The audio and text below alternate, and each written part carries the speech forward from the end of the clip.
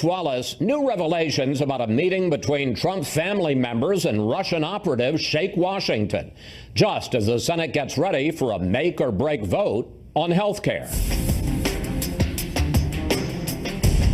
My son is a wonderful young man.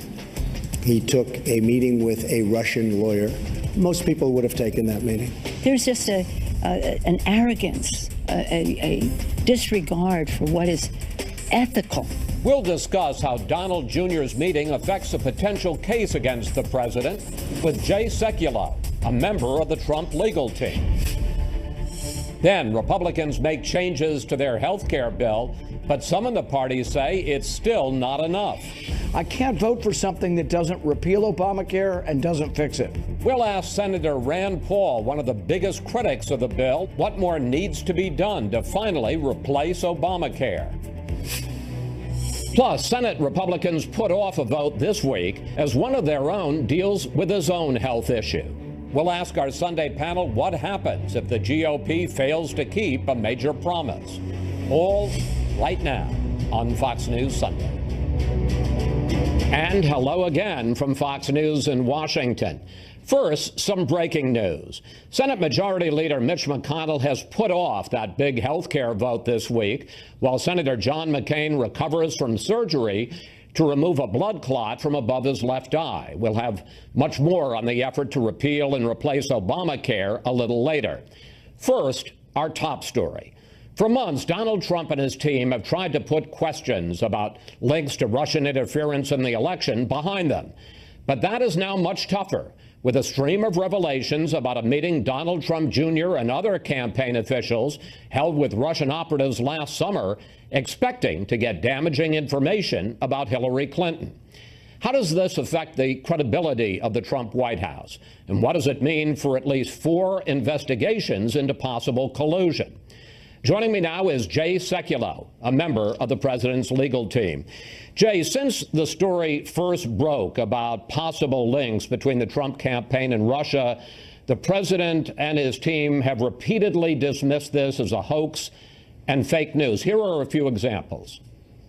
It's disgusting. It's so phony. That exactly goes to show you what the DNC and what the Clinton camp will do. They will lie and do anything to win. I have nothing to do with Russia.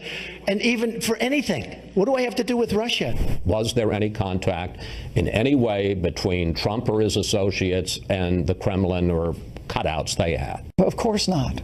Why would there be any contacts between the campaign? The entire thing has been a witch hunt, and there is no collusion between certainly myself and my campaign, but I can always speak for myself and the Russians. Zero. Jay, do you now acknowledge that all of those denials are at the very least suspect? No, you've got to put them in context of what the president said and exactly what took place here, Chris. I think it's important to put the framework here. How did we end up with a special counsel? Here's how. The former FBI director, was the FBI director at the time, James Comey, had a series of meetings with the President of the United States. In those meetings, he took notes.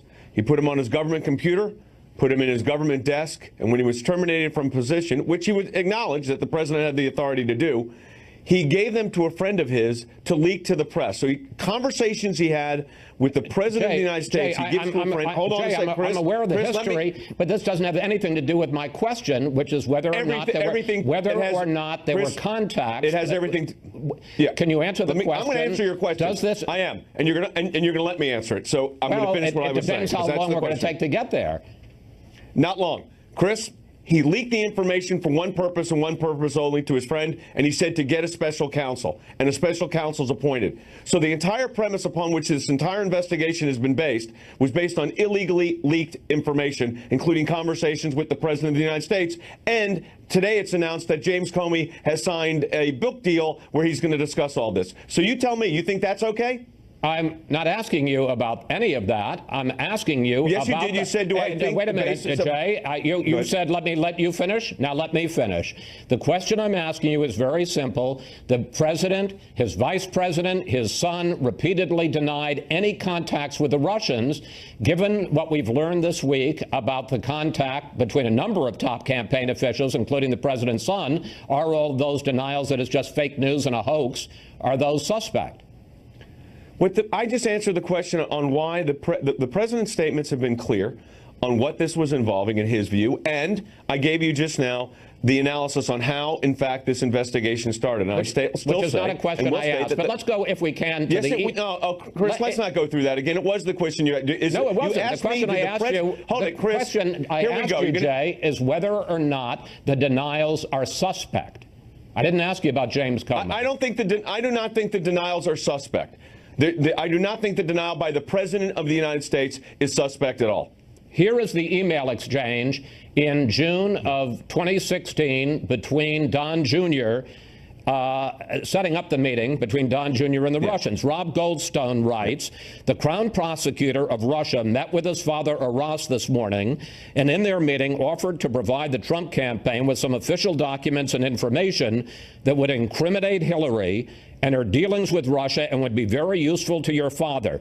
This is obviously very high level and sensitive information, but is part of Russia and its government support for Mr. Trump. Don Jr. responds, if that's what you say, if it's what you say, I love it, especially later in the summer. Doesn't that contradict the denial of any contact between the Trump campaign and the Russians? No, I mean, what it states was that there was going to be a meeting, and you said the Russians. This was a lawyer who was Russian. This was a lawyer who ended up was Russian. And what took place at that meeting, and it's been well reported, and you've reported this as well, the discussions involved the Maginski Act and Russian adoptions. It was quickly ended. It was in the middle of a campaign. And look, this idea that it may have involved opposition research, which never materialized evidently, the fact is, you know, the Ukrainians at the very same time were working with the DNC and the Clinton campaign to give what? Opposition research on Donald Trump and his associates. So everybody's acting as if okay, go ahead. Well, what I was going to say is, doesn't it indicate, you say, well, it was a meeting about adoption. We'll get to that in a moment. But the fact of the matter is, the reason that Don Jr. went into that room and Jared Kushner went into that room and Paul Manafort went into that room was not to talk about adoption. It's because they had been promised, they'd been promised by Rob Goldstone that there would be information as part of the Russian government's effort to tip the election to President Trump. Yeah, and of course, nothing in that meeting that would have taken place, even if it was about the topic of an opposition research paper from a Russian lawyer, is illegal or a violation of the law. And by the way, I am not the only lawyer, and you know this, Chris. Most lawyers, many, I'd say a vast majority of the lawyers that you've interviewed and others have interviewed on your network and other networks have acknowledged that the meeting itself and those proposed discussions would not have been a violation of the law. But the point is, it does show intent, willingness, perhaps not actual collusion, because apparently, and in fact, none of us know what really went on in the meeting, but assuming that, at least on that point, everybody is telling the truth, doesn't it show intent and willingness on the part of Don Jr. and Jared and Paul Manafort to collude with the Russians? And let me just point out, Natalia Veselnitskaya was not just some Russian off the street. She had close ties to people in the Kremlin.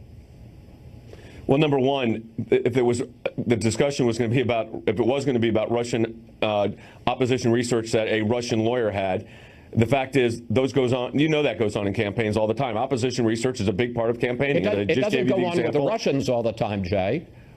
Well, no, but look, here's what happened. First of all, nothing happened. There ended up being no exchange of information. But in and of itself, that meeting, the relevancy of the differential that you're just put forward, the relevancy of whether it was a Russian lawyer or other individuals that Donald Trump Jr. knew, the fact is what took place during that meeting, even on the basis of these emails as Donald Trump Jr. laid them out, were not violations of a statute. And so when you talk about Russian collusion, colluding to do what? Colluding to violate what law?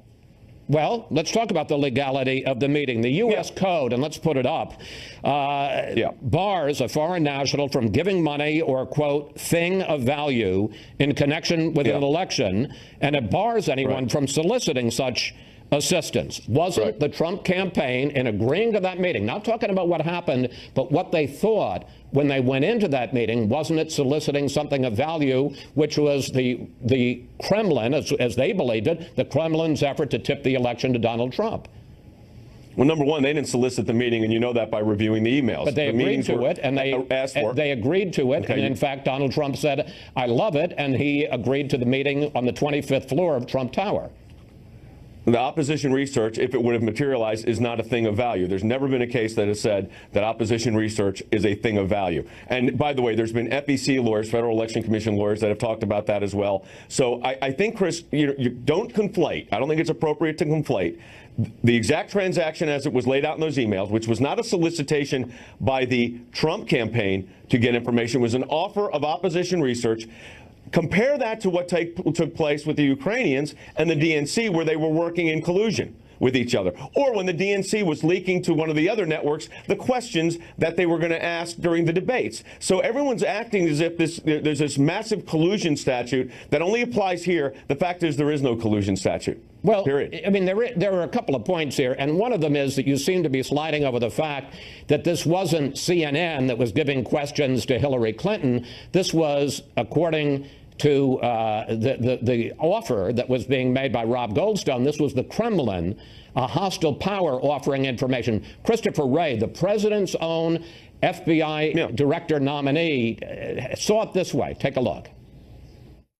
To the members of this committee, any threat or effort to interfere with our elections from any nation state or any non-state actor is the kind of thing the FBI would want to know. He's not saying any actual interference. He's saying any offer is something the FBI would want to know. Would you agree that Donald Jr. and Jared and Paul Manafort should have notified the FBI? List what Chris Wray just said. It would be he would investigate any type of involvement of interference. The President of the United States has said precisely the same thing. He said that on multiple occasions. You could go back and check the record on this. The President said to James Comey, if satellites were doing something, remember that whole statement? But here, what do you have? What took place between what we know took place was not a violation of the law. There's not a violation of the law. The question is Russia's other engagement on a global scale as directed to the United States. That's being investigated. And the president has asked Vladimir Putin himself about that, talked to him about that on multiple occasions when they were just at the G20. So this idea that that what Chris Wray said is somehow inconsistent with what the president said, I think is a false narrative. It's not true. They're not inconsistent statements. Go ahead. You began this interview by going after James Comey for leaking information, for writing a book. In our last interview last month, you were sharply critical of James Comey, and I want to play some of that for you. I can't discuss that and would not discuss that with you. Unlike James Comey, who leaks information to the press, I actually respect the attorney-client privilege. Apparently he did not. Jay, you said that a couple of times in that interview. Let me ask you, what attorney-client privilege exists between the president and the FBI director? Well, there's the presidential executive privilege, and there's the deliberative privilege. So there's two privileges that actually apply there. You would agree there's no attorney-client privilege? Well, James Comey's an attorney. But in the case of his conversations... But he's not acting as an attorney, he's acting as the FBI director. And he doesn't work as the personal attorney for the president. No, of course not. Well, okay, so that... But he held it, Chris. I want to be clear. He has an executive privilege. No one denies that there was a privilege that existed between the President of the United States and James Comey willfully, without the consent of the White House or the President, released information that was covered by that privilege. But he doesn't. The point I'm trying to make, Jay, is illegal. That when you suggest that James Comey violated attorney-client privilege, that really misunderstands the role of the FBI director. He's not the president's private lawyer. Chris, I have the attorney-client privilege, and that's what the context was. I said I have the attorney-client privilege. Unlike James Comey, I respect the attorney-client privilege, as James Comey should have respected the executive privilege and the deliberative privilege that he waived, which he had no authority to do, in order to get, evidently, a special counsel and a book deal. One final question. Well, he got the book deal because he got fired by the president. Do you think it's okay that in the book deal, according to the press reports, that he's going to go into details on his conversations with the president? You think that's good? You think that's okay? You know, I ask the questions, you answer them, Jay. Let me ask you one final question. You don't want to answer that one. Okay, go ahead. Go ahead. Let me ask you one final question, and I hope you can answer this. Who's paying you and all of the outside lawyers? So I am retained by the main law firm that's involved in the representation of the president, and that is the Kasowitz firm. I'm retained of counsel. So our billing that I would do for this kind of case goes to his firm, and they pay us. Yes, but you're kind of ducking the question. Who's paying them? No. I don't. Well, I'm not obviously, Mark Kasowitz isn't paying you. The next level. Who's paying them? That situation is between Mr. Kasowitz's firm and whoever's paying them, whatever entity's paying them. We're subpaid by we're just of counsel. So I can't give you.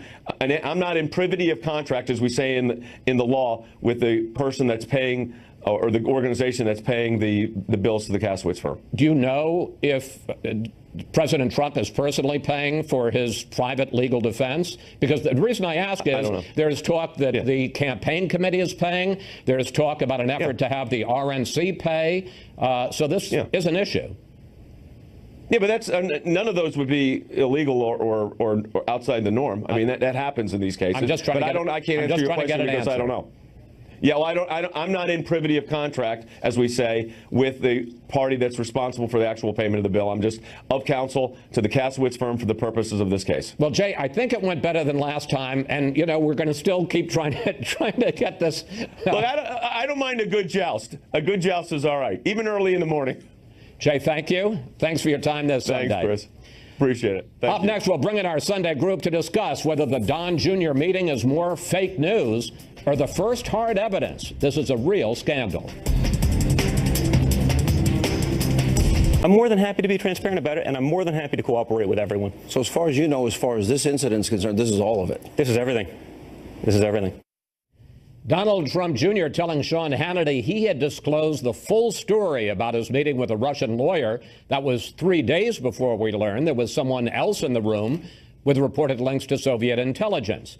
And it's time now for our Sunday group. Fox News senior political analyst Britt Hume, Dr. Ezekiel Emanuel, one of the architects of Obamacare and author of the new book, Prescription for the Future, Julie Pace, Washington bureau chief for the Associated Press, and the head of Heritage Action for America, Michael Needham. Well, Julie, how badly does the White House, officials in the White House, think that all the revelations this week about the Don Jr. meeting, how badly has it damaged their effort to just kind of sideline this whole thing as fake news? Well, in terms of sidelining it, I think this does a lot of damage. And when you talked to White House officials after the first couple of revelations about this meeting, there was a change. You could tell that they knew that this was more serious. They knew that this was going to be harder to talk their way out of for a couple reasons. One, we're talking about the president's son. Two, we're talking about actual emails that say in black and white that they were told this was part of a Russian government effort to help Trump. And three, the president's son then released those emails himself. So it wasn't anonymous sources. It wasn't something that they could pit on the intelligence agencies and say that this was coming from disgruntled intelligence officers. I do think, though, that the overall strategy from the White House, as you saw from the president's lawyer, is going to be to fight back, to try to say that even though you see these emails, even though you know this meeting happened, there was nothing there, and to continue to deny that there is any reason for any of these committees and the Mueller investigation to continue.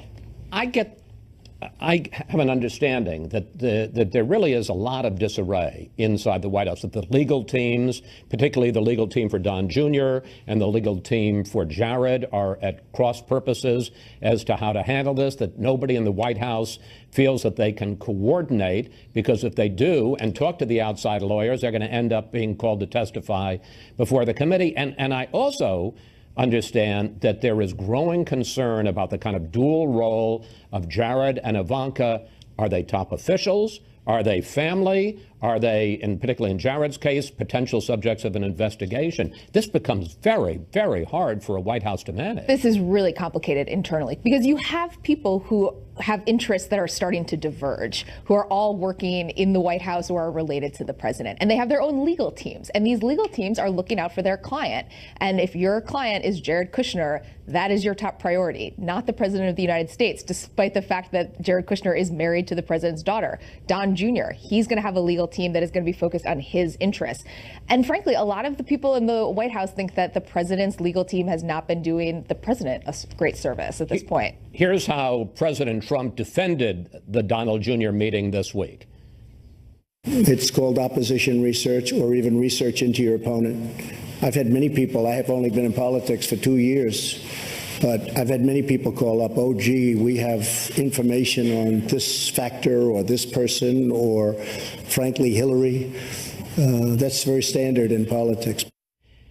Britt, does that explanation fly? And as a veteran, as I am, of a lot of Washington scandals that we have covered, how damaging do you think this week's revelations were? The revelations are damaging in one particular sense, which is it means that there's no end in sight for this firestorm. And once you have, as Julie was explaining and you were pointing out, all these people getting lawyers and preparing to testify and all the rest of it, the burden on a White House is enormous.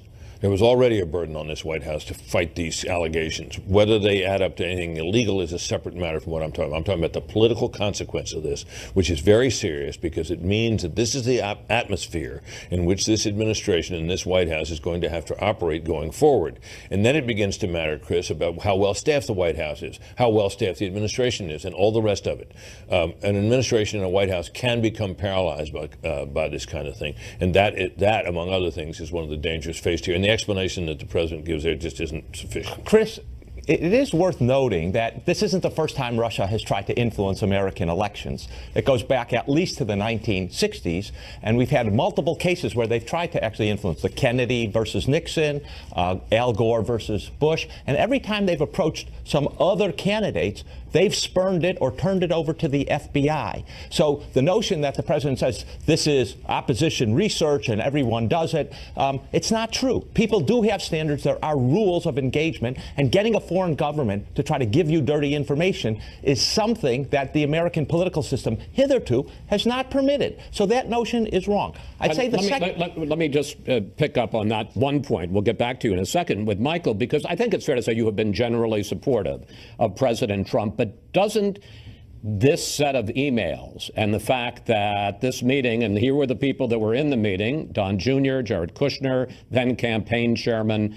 Paul Manafort, and the Russian lawyer Natalia Veselnitskaya, doesn't the email exchange and the fact that those three Trump officials showed up at the meeting show at least an intent, a willingness to collude? Well, there was a willingness to accept opposition research from a foreign agent, and that's something that should be concerning. I thought it was interesting. I agree with what Zeke said, except he conveniently left out that Ted Kennedy in 1983 tried to work with the Russians to defeat Ronald Reagan, which in no way justifies anybody working with the Russians right now to get opposition research. But I think that's what it shows. I think that's why all Americans, recognizing that Russia is a foreign actor, a hostile foreign actor, are supportive of these investigations, and the country deserves to see what comes out of the investigation. The challenge that those of us who care about policy face is how, with all of this going on, to get the necessary attention, as we'll talk in the second panel about health care and taxes and other issues. But clearly these are investigations that need to go on and are going on, and we all look forward to seeing the results of them. Since you're a panelist, I'm not going to call you Dr. Emanuel, I'm going to call you Zeke. That's fine. How far, as a committed Democrat, are you prepared to go? Because, I mean, we are going to talk in specifics, but are you willing to see the country paralyzed for the next year? Are you willing, if, and I repeat, if more information comes out, to see the president impeached? How far do we need to go on this? Well, we have democracies at stake here in America. Having our biggest enemy, Russia, come in trying to meddle and change our election, that is the bedrock of democracy. That is the most important thing. I do not want to see this country paralyzed, but I do not want to see our democracy undermined by having the President of the United States colluding, and his officials colluding with Russia. And remember, there are, when people go into government, they actually have to abide by the laws here. And one of the laws is you can't get anything of value, whether money or other things of value, from a foreign country. Now, if the opposition research is true, it's of value. It may not be of dollar value. I was going to say, you heard what Jay Sekulow had to say to that. Your response to Zeke? He's grandstanding. We should all allow the investigation to play out. We should look at what happens when the investigation plays out, and then we should have a discussion right now. The emotion that was just displayed was nice, but it's grandstanding until the facts come out. Look, democracy is a very fragile thing. We have seen in other countries. Turkey is a very good example of how someone can win an election and totally undermine democracy by taking down judicial independence, the press, and free elections. Let me just, Let me just say, grandstanding has gone on before on this panel. You got 15 seconds. I have the hunch here that American democracy has survived this effort, and we don't really know how far it went. We don't know whether it had any real noticeable impact on the election or any of that. And it seems to me to become kind of overwrought about the fact that our democracy is in peril because of all this is a little premature, at least. Well, panel, we have to take a break here. We'll see you all a little later. Up next, Senate Republicans struggle to hold a crucial vote on health care, but does the bill do enough to repeal and replace Obamacare? One of the plan's biggest critics, Senator Rand Paul, joins us next.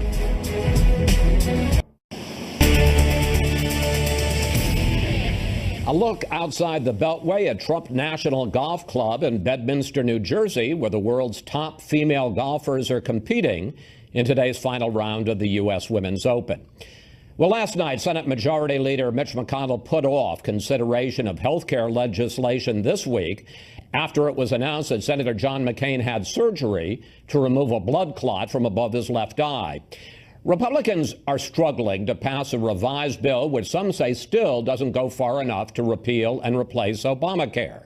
Joining me now, one of the biggest critics, Senator Rand Paul.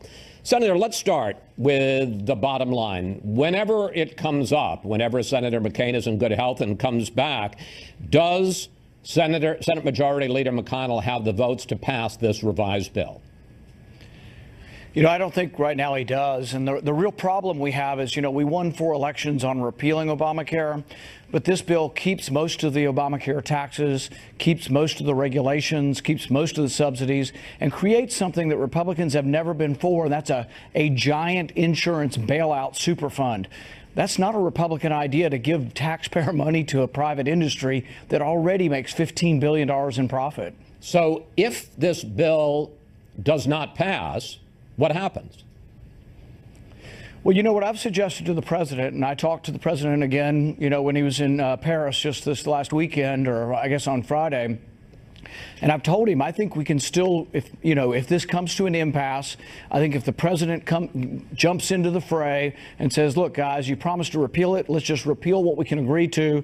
And then we can continue to try to fix, replace, or whatever has to happen afterwards. But the one thing we should do is try to repeal as many of the taxes, as many of the regulations, and as many of the mandates as we possibly can. I still think the entire 52 of us could get together on a more narrow, clean repeal, and I think it still can be done. Now, this is a change of heart, because back in January, you said that you had told the president, and he agreed with you, that you needed to repeal and replace at the same time.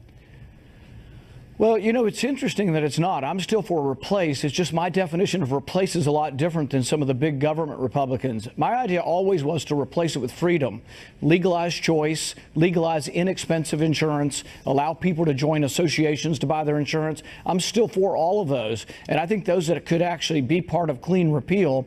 In fact, most of the ideas I've had on letting people join groups to buy their insurance, you know, letting the plumber and his wife join a large group like the Chamber of Commerce, those ideas are actually welcomed by virtually every Republican.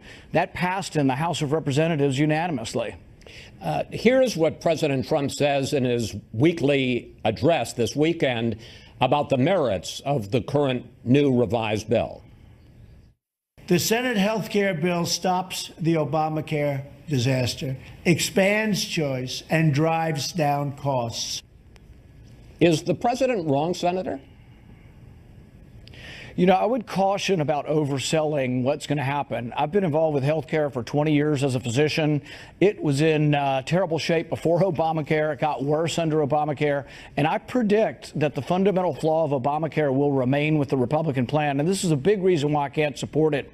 The fundamental flaw is that mandates on insurance cause prices to rise, and young, healthy people then say, hey, I'll just wait till I get sick. And the insurance pool gets sicker and sicker. It's called adverse selection. We also call it the death spiral.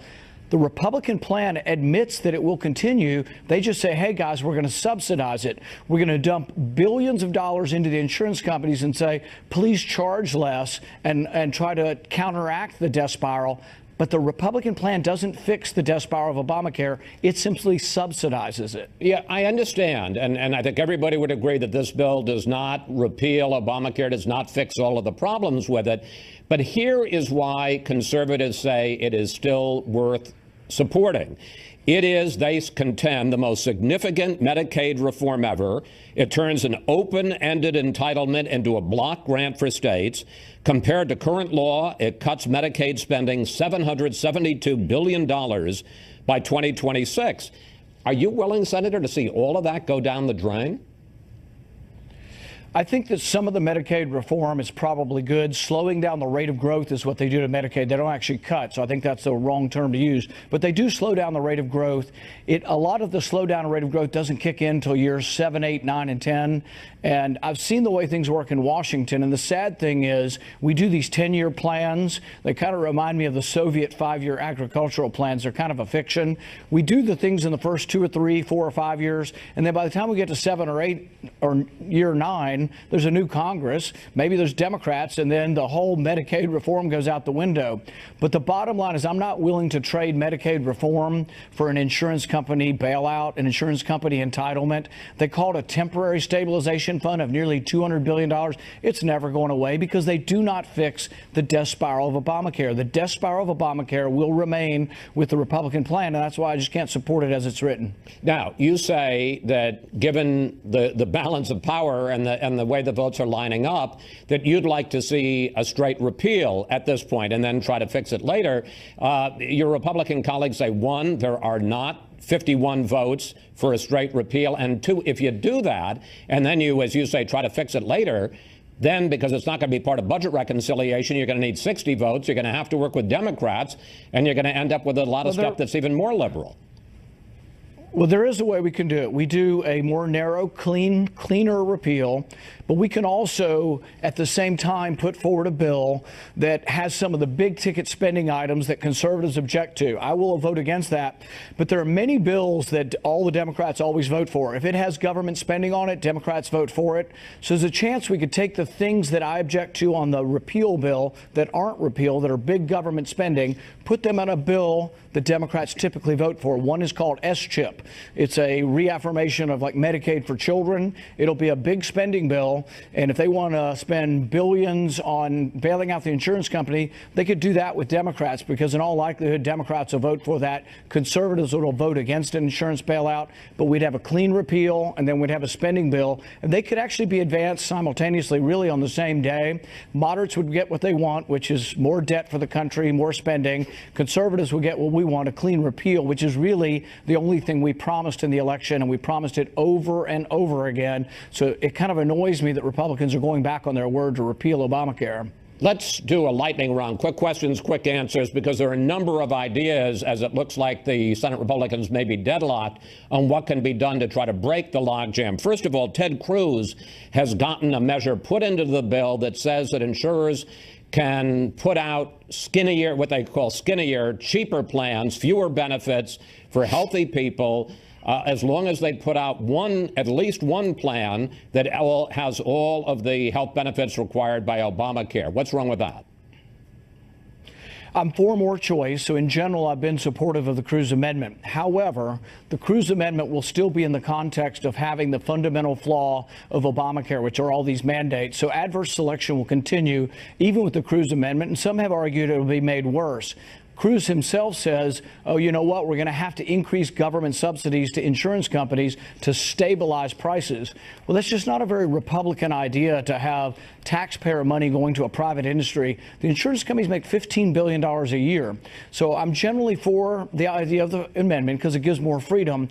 But it's in the context of a bill that still has the fundamental flaw, still retains the death spiral of Obamacare. So ultimately, it won't work. And I tell people, Republicans don't understand this. When they pass this, they're going to completely own health care. And people have been unhappy with health care ever since I've been in medicine. One, because of the large sort of bullying way that we're treated by insurance companies, denying everything. You know, my family alone, we fight tooth and nail to get our insurance company to cover anything.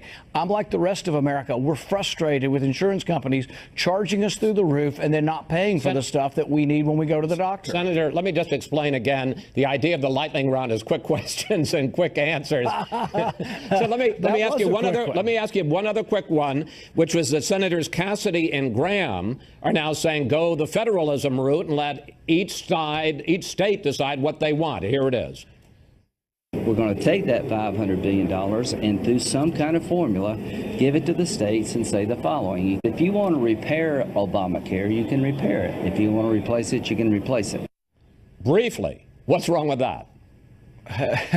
Well, the problem is Obamacare was $1 trillion tax increase. If you tell me it's federalism to increase taxes by $1 trillion, collect them in Washington, and then send them back to be spent by the states, that's not really federalism. Federalism would be devolving the power and the size and scope of the federal government to the states, and I'm all for that. But I think their proposal would, I don't know exactly what it is as far as what it will do with the regulations. Does it wipe out all the regulations of Obamacare? What happens to the regulations? I think it's up to the states. Let me ask you one. It sounds like a non-starter. Let me ask you one last question. I got 30 seconds left for this one. Some of your colleagues say, look, if this goes down, you're going to end up with Obamacare because this is it. It's either this or Obamacare. You'd rather keep Obamacare? I think that the current system is terrible. The death spiral of Obamacare is unwinding the whole system, and it will continue to unwind. But I don't think Republicans should put their name on this, keep part of Obamacare, and then we're going to be blamed for the rest of the unwinding of Obamacare. It's a really bad political strategy, and it's not going to fix the problem. Senator Paul, thank you. Thanks for joining us. We'll watch what happens on the Hill when it finally does come to a vote, and it's always a pleasure to talk with you, sir. Thank you. Up next, we'll bring back our Sunday group to handicap Republican chances to repeal and replace Obamacare. Plus, what would you like to ask the panel about the GOP's revised health care bill? Just go to Facebook or Twitter at Fox News Sunday, and we may use your question on the air.